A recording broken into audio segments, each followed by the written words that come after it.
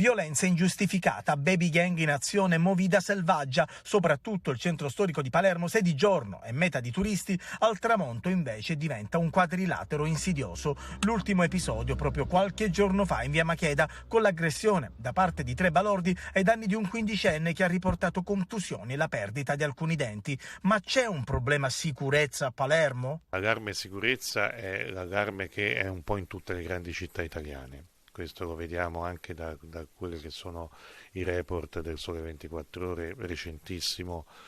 Quindi c'è una situazione da mettere sotto attenzione che impegna di più le forze di polizia per poter ridurre, diciamo, a una gestibilità migliore quelle che sono i fenomeni anche di criminalità cittadini. Baby gang in azione contro i giovanissimi, polizia e squadra mobile ne hanno fermate diverse in questi anni. Individuare una baby gang, comunque un branco, io più che baby gang in questo caso preferisco chiamarlo branco, vuol dire assicurare la giustizia e quindi impedire che commettano altri fatti di violenza. Secondo lei a cosa è legata questa violenza così anche a volte ingiustificata, inaudita? Può essere anche un mix di droghe, alcol, che ovviamente poi incidono tanto anche su questi episodi? Ci sono ragioni psicosociali, psicologiche, sociologiche, sulle quali naturalmente, non essendo la mia materia, non mi intrattengo. Il fenomeno sicuramente è aggravato, quantomeno aggravato, dall'uso smodato di alcolici, soprattutto alcolici somministrati ai minori, e droghe. E sulla responsabilità di alcuni cittadini che non intervengono quando assistono a degli episodi di violenza, il questore parla così. La situazione è piuttosto incresciosa, molto incresciosa, perché chi è presente a un fatto di questo tipo come cittadino e come essere umano è obbligato a prestare aiuto. Intanto continuano serrati i controlli nel quartiere Borgovecchio da parte della polizia dopo l'aggressione da parte di una quarantina di persone a un agente che aveva bloccato un ladro. Nel rione sono state eseguite perquisizioni e verifiche sulle attività commerciali e su locali. Sì, una risposta più che altro mirata a vedere la situazione del quartiere, ma è una risposta, non è sporadica. Sono almeno 2 anni e mezzo che facciamo dei servizi ad alto impatto nei quartieri dove c'è una maggiore presenza di attività criminali. Questa rientra in quei oltre 400 servizi ad alto impatto che abbiamo fatto un po' in tutti i quartieri critici di Palermo.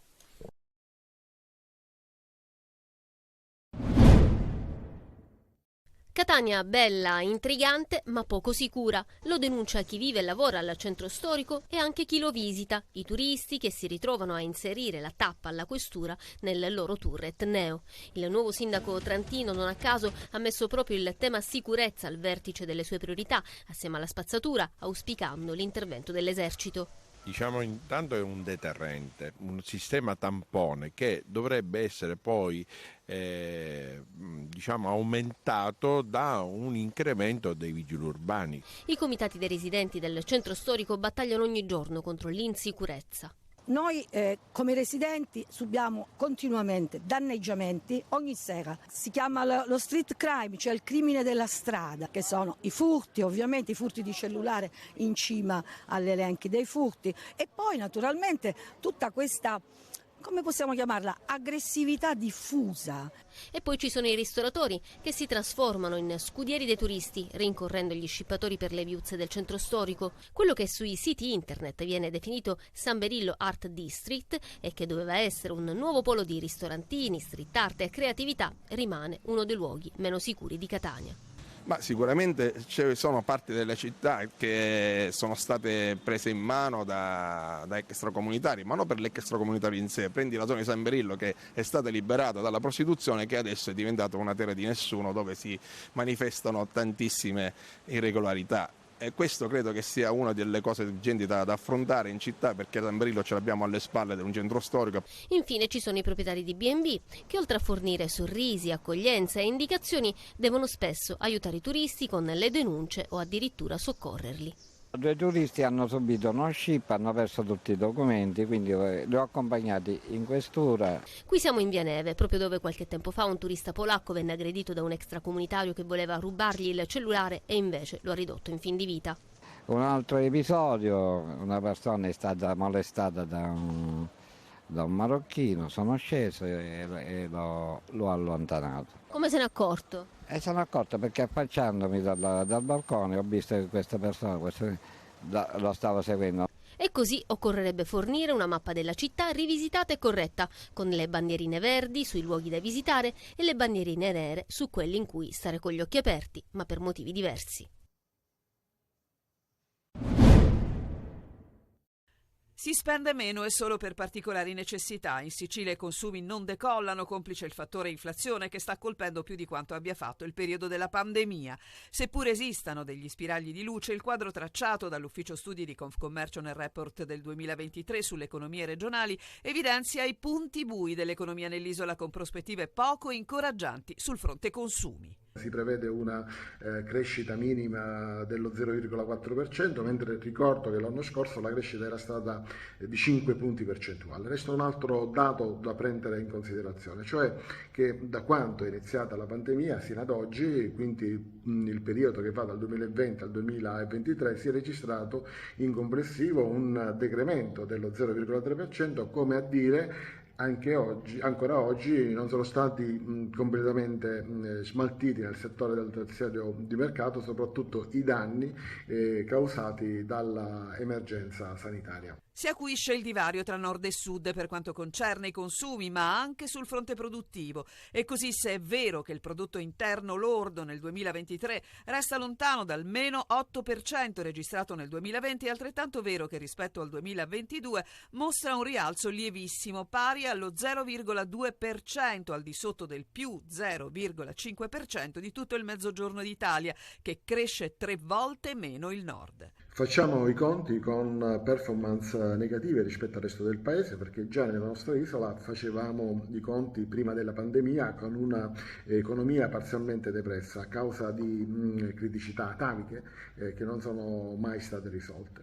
Quindi partivamo da una situazione di svantaggio. E se in termini di produttività la Sicilia resta ferma ai box, va male anche sul fronte lavoro, persino laddove le richieste emergono, e qui entra in campo la mancanza di competenze. La mancanza di competenze è dovuta al fatto che non si è riusciti a colmare la distanza tra formazione e le esigenze delle imprese. Quindi occorre dunque un sempre maggiore coinvolgimento da parte delle stesse imprese, degli indirizzi di studio che si occupano dei vari ambiti del settore ricettivo. Ma alla percezione di assenza di prospettive legate al futuro, l'altro lato della medaglia riguarda il proliferare delle aziende dei servizi di mercato rappresentate appunto da Confcommercio, con la speranza che la ripresa vera possa partire da qui. Da 25 anni il Banco Alimentare della Sicilia apre le sue porte per dare un aiuto a chi è in difficoltà e per restituire dignità a chi ne ha bisogno. Un impegno che si è rinnovato negli anni con nuovi traguardi ed obiettivi. Ogni giorno vengono aiutati da una rete che in Sicilia è fatta di 740 strutture caritative convenzionate con noi, col Banco Alimentare, che non fa altro che provare a eliminare alcune delle sofferenze che ogni giorno affossano persone che possono esprimere tantissimo. Una macchina della solidarietà che opera sul territorio dove i volontari si trovano quotidianamente di fronte a storie di disagio sociale. Il senso di emarginazione, di abbandono e di esclusione che molte persone vivono e che li mettono nelle condizioni di chiudersi in loro stesse. Questa è al di là di ogni problematica di tipo organizzativo. Tutti noi viviamo tanti problemi organizzativi e un pubblico più vicino ci può aiutare in questo senso, ma soprattutto il grande bisogno e dovere che sentiamo di stare vicino alle persone che si sentono escluse. Tra i principali obiettivi del Banco Alimentare c'è la lotta allo spreco, come stabilisce la legge 166 del 2016 antispreco. Il modello del Banco Alimentare della Sicilia è un esempio in tutta Italia sul recupero del pescato, che è uno degli alimenti più complessi da recuperare, ma che dall'altro lato è fondamentale per la dieta delle persone. Quindi quindi la legge antispreco, che ha inserito agevolazioni fiscali e semplificazioni burocratiche, va nella direzione di incentivare il recupero di quei beni che si sprecano di più, appunto la frutta, la verdura, il pane, ma che sono fondamentali per la dieta delle persone. Un quarto di secolo che il Banco Alimentare festeggia con una serie di appuntamenti che pongono l'accento su attività di aggregazione e comunità, a partire dall'incontro odierno nell'aula magna dell'Università di Catania, dal titolo "In rete costruiamo territori sostenibili". 25 anni di Banca Alimentare in Sicilia, l'impegno, i traguardi e le sfide per rendere sostenibili e inclusivi i territori.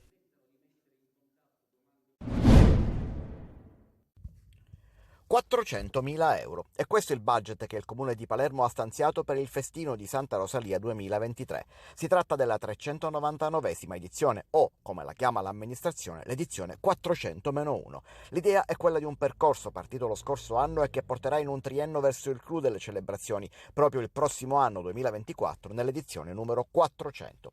Ma intanto il festino va fatto e bene, possibilmente con pochi soldi. Per questo l'amministrazione chiede aiuto ai privati, si mette in moto la complessa macchina organizzativa quando manca poco più di un mese però e l'amministrazione comunale preme sull'acceleratore.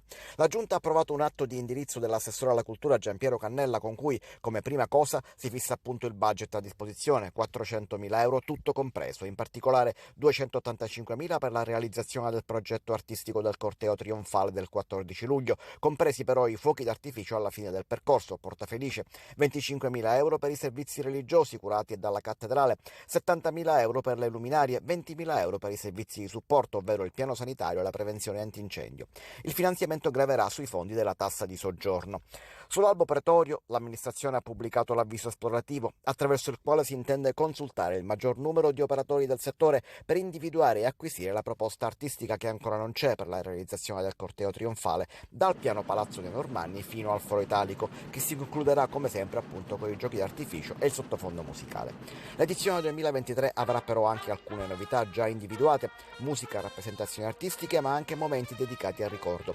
Un richiamo alla memoria che si muove attraverso il sogno, che è il filo conduttore sia religioso che allegorico e che sarà tema centrale dell'organizzazione di quest'anno. Oltre al classico percorso ormai assodato che si snoda da Piano Palazzo, ovvero da Palazzo Reale, lungo Corso Vittorio Emanuele fino al mare, non mancheranno alcuni momenti particolari come le esibizioni curate dal gruppo musicale del Teatro Massimo e dai ragazzi dell'Accademia di Belle Arti e un momento dedicato al ricordo dei palermitani illustri, amati dalla città e dai suoi abitanti, in particolare Biagio Conte, spentosi di recente, e Padre Pino Puglisi.